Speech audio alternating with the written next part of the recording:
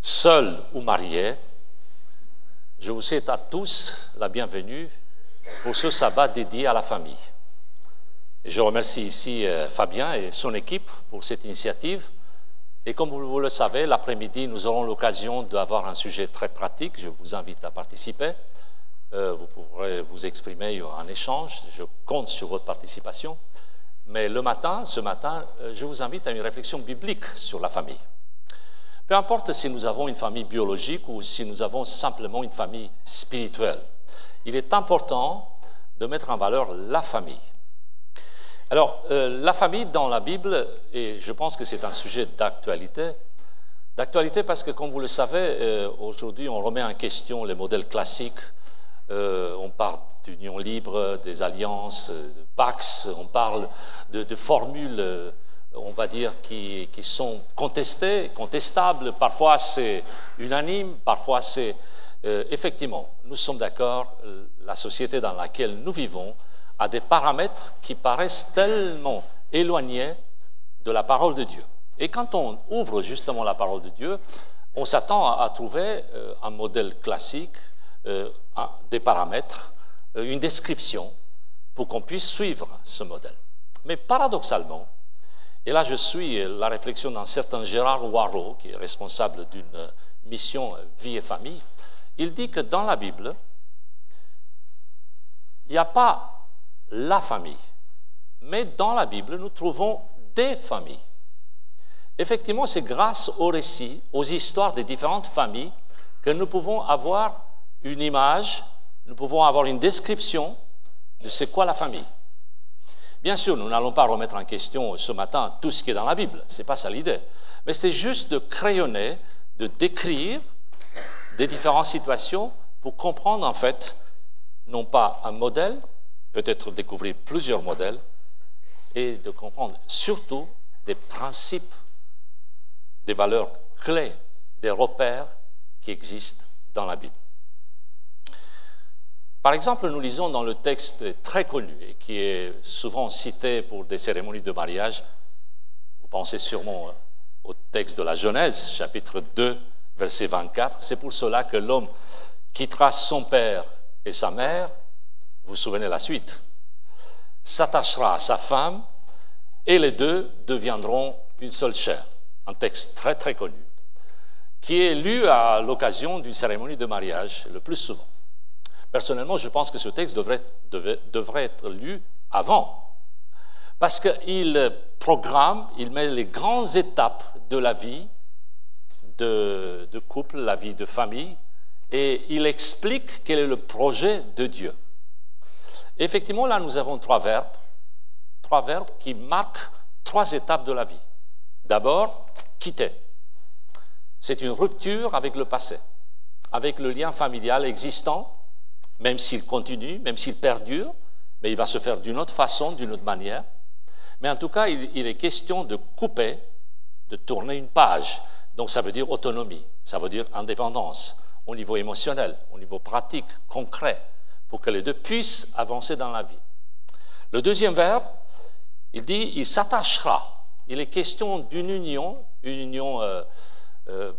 exceptionnelle, mystique, difficile à décrypter, difficile à mettre dans une formule chimique, mais en tout cas visible, pratique, palpable. Vous imaginez, vous prenez deux inconnus, l'un de l'ouest, l'autre de l'est, et vous les mettez ensemble. Mais qui garantit que ça marche? Oui, vous allez me dire, oui, mais ils se connaissent. Et pour certains, d'ailleurs, ça passe des années avant de se mettre ensemble. Et pourtant, qui nous garantit qu'on a suffisamment de connaissances et vraiment de perception de l'autre pour que ça réussisse? Et pourtant, ça marche. Effectivement, il y a une union, une alliance qui, elle, par excellence, c'est l'alliance qui doit être faite devant Dieu, avec la garantie à vie. Et comme je le dis souvent, pas juste pour 30 ou 40 ans, voire 50 ans, pour les plus forts, les plus résistants, mais à vie, pour l'éternité. Et là, cet attachement doit se faire non pas seulement devant les hommes, mais aussi devant Dieu. Et finalement, voilà l'union qui arrive comme résultat, cette union exceptionnelle que la Bible décrit dans des termes très concrets, à savoir, les deux deviendront une seule chair. Nous avons le passé, nous avons le présent, la durée, et puis nous avons le devenir commun, le futur. Il y a une mémoire du passé que nous devons transmettre. Et la famille, c'est le lieu par excellence où nous pouvons transmettre à nos enfants, à nos petits-enfants, une mémoire. Ça commence par des petites histoires avec papy et mamie, quand ils sont là. Ça commence par des souvenirs, des photos, des images, des visites, et ça continue. Il y a aussi la solidarité dans le temps, parce que les deux, avec leurs enfants, avec la génération suivante, vont construire dans le temps des valeurs. C'est pas la religion, la foi, c'est pas simplement savoir par cœur les 10 commandements, même si c'est très important de savoir les 10 commandements. Mais il est important de transmettre les valeurs de la parole de Dieu, et c'est le cadre que la famille prévoit pour cette transmission. Vous vous souvenez que nos amis les Juifs sont très attachés à la mémoire, très attachés à la tradition, à la transmission aussi. Il est important de transmettre de génération en génération un héritage. Et si ça ne se fait pas dans la famille, où est-ce que ça pourrait se faire? Et finalement, la troisième dimension, la famille, l'ensemble, parents, enfants, la parenté, sont appelés à prolonger leur propre histoire, aller au-delà du temps présent. Effectivement, dans la Bible, nous n'avons pas une famille, nous avons des familles. Par exemple, vous vous souvenez des histoires célèbres, Jacob et Rachel, j'aurais pu commencer par Isaac et Rebecca, Ruth et Boaz, dans le Nouveau Testament, on a aussi Priscille et Aquilas. Ce sont des familles représentatives, des couples sonores. Et bien sûr, il y a des familles anonymes qu'on ne connaît pas. On ne connaît pas leur nom. On sait qu'ils sont là, en arrière-plan. Et ces familles vont exprimer plus ou moins la volonté de Dieu. C'est quelque chose de très concret. On ne parle pas de la famille dans des termes théoriques. On ne fait pas un cours de déontologie, d'éthique, de comportement de la famille, etc. C'est quelque chose de très concret.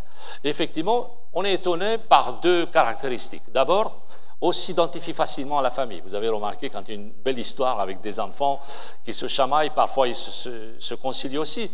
Mais on retient ce qu'il y a derrière.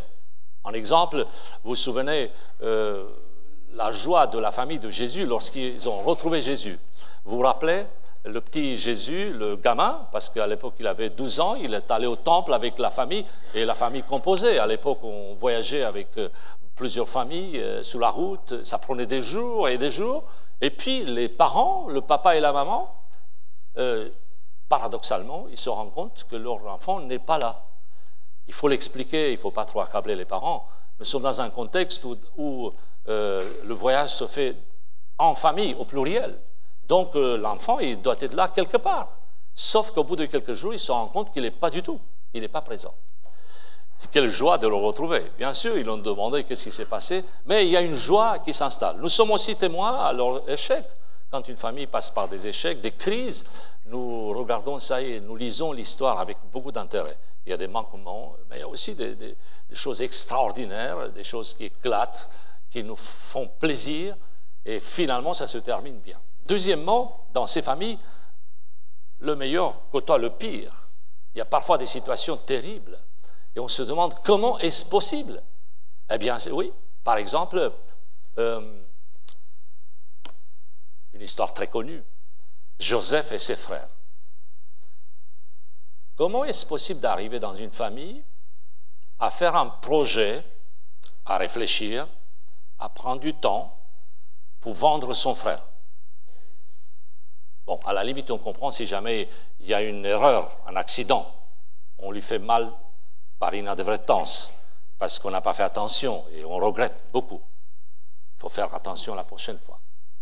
Mais comment est-ce possible d'arriver entre les frères à nourrir des projets pour faire du mal, et pas n'importe comment, mais le vendre? Et quand on lit l'histoire dans le livre de la Genèse, cette belle histoire qui a inspiré plein d'auteurs, il y a un auteur allemand qui a fait tout un volume, Thomas Mann, un vrai volume sur plein de détails, bien sûr, qui ne sont pas bibliques, bien entendu, mais c'est un vrai roman. Effectivement, c'est digne d'un bon film de Hollywood. Parce qu'il y a une intrigue et il y a une fin. Heureusement, ça se termine bien. Mais quand on lit l'histoire et on arrive à un moment donné, on voit que Joseph, il est au courant de ses frères, mais les frères ne le reconnaissent pas. Vous vous souvenez, en Égypte, il les fait patienter, mais je dirais avec beaucoup de cynisme. Hein.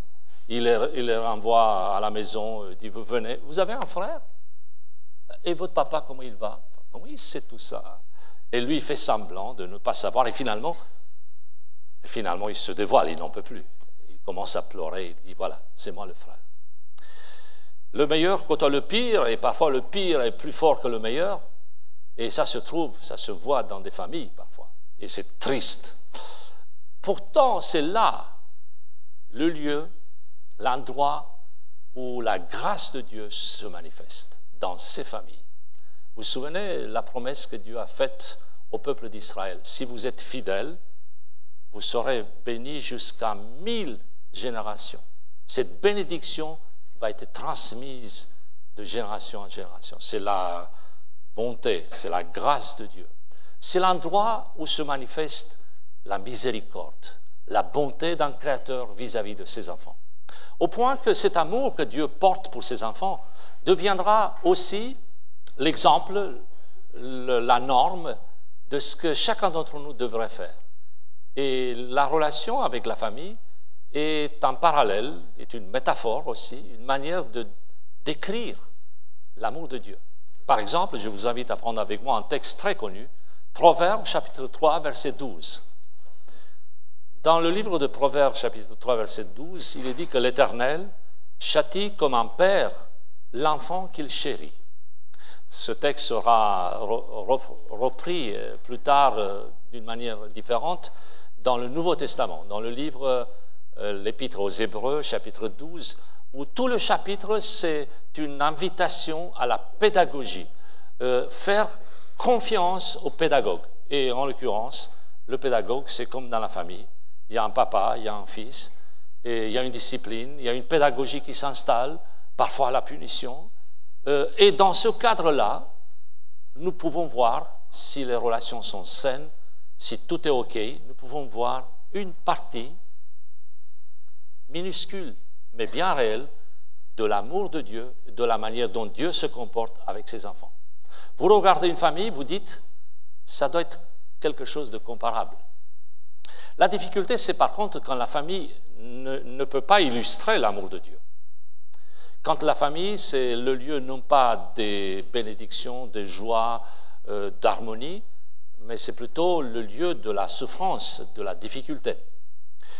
Dans mes contacts avec différentes personnes, quand on aborde la question de l'amour de Dieu, ou pourquoi Dieu, pourquoi ceci, pourquoi cela, j'essaie d'apporter cette image. Je reconnais les subjectifs parce que moi j'ai un père que je peux citer souvent. Je dis voilà comme un papa avec son enfant. Et il m'est arrivé une fois d'avoir fait une erreur, et je reconnais que ce n'était pas du tout inspiré de ma part, parce que je ne connaissais pas l'histoire de la personne.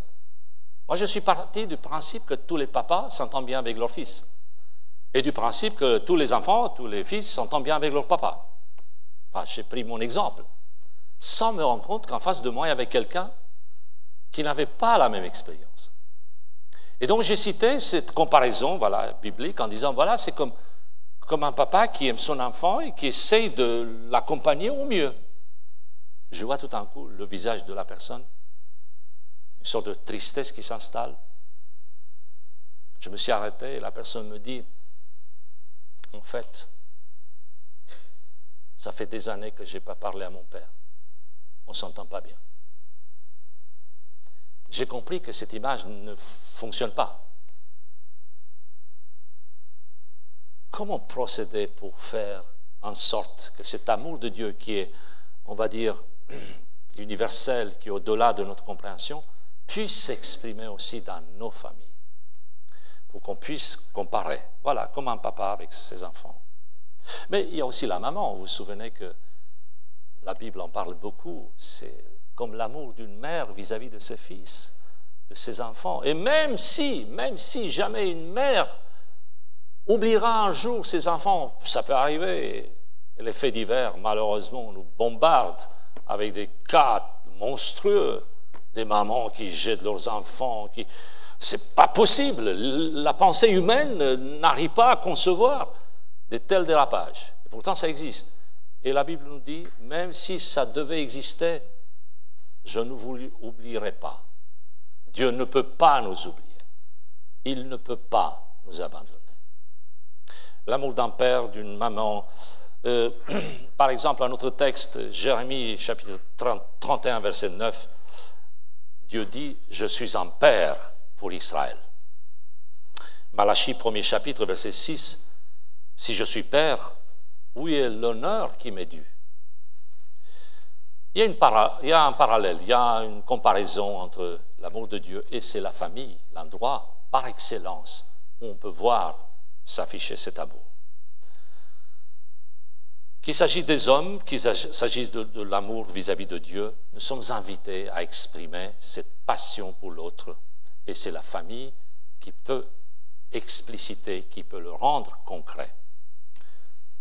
Que nous ayons ou pas une famille biologique, que nos parents soient ici ou partis, loin ou proches, nous avons une chance extraordinaire de pouvoir constituer tous une seule famille, une famille spirituelle. D'où l'importance de l'Église, d'où l'importance de cette famille. Et comme vous vous souvenez, dans le Nouveau Testament, il y a plusieurs comparaisons entre Dieu et ses enfants. C'est sous l'image d'un bâtiment, c'est l'image d'une maison, c'est l'image d'une union entre l'époux et l'épouse. Ce sont toutes des images pour nous expliciter, pour nous montrer, pour nous rendre clair, palpable, cet amour que Dieu a pour chacun d'entre nous. Quel privilège nous avons de pouvoir dire « Je fais partie d'une famille ». J'ai à mes côtés des frères et sœurs, une famille biologique ou spirituelle. Je fais partie de la famille de Dieu. Conclusion. D'abord, prions pour que les familles